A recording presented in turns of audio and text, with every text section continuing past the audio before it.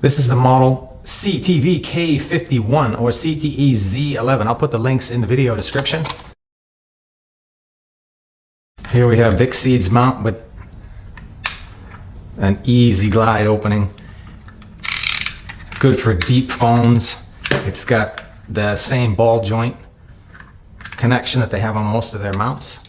And this is a Galaxy S22 Ultra that fits in there nice and tight, and it's going to hold that really sturdy. It's pretty easy to release. Now, one of the cool features about these Vicseed mounts, in addition to the cool way that you can mount it to your dashboard or your vent clip, is that these pieces of plastic or silicone that hold the phone in place are glow in the dark. So when it's nighttime and you're putting your phone over there in case your phone doesn't have any lights on or whatever, you get a little bit of bling bling in your car. If you're not familiar with Vicseed car mounts, this is absolutely the best part of their car mounts, is this air vent clip.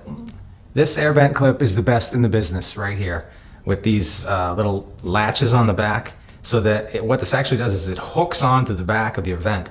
So whether it's a horizontal mount or a vertical mount, you just clip that in there, and once you tighten this up, that is not going to fall off, because it actually gets a positive clip right around the back of the vent slats, and that just, it won't be able to come off unless you like really force it.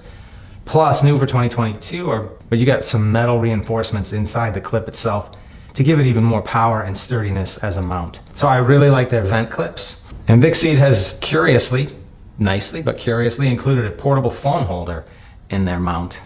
So with this, you can just put your phone down somewhere. Just leave your phone upright for, let's say, watching a movie. That will give you some kind of versatility that you wouldn't get without this. I think it's just a nice free inclusion in there. I don't even see it advertised anywhere. It just comes with that.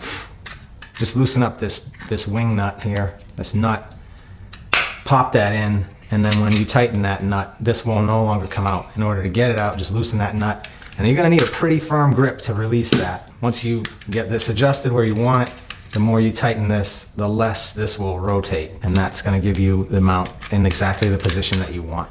You get a good range of motion on this, 360-degree range of motion, and we're going to go try this out in the car in a few moments.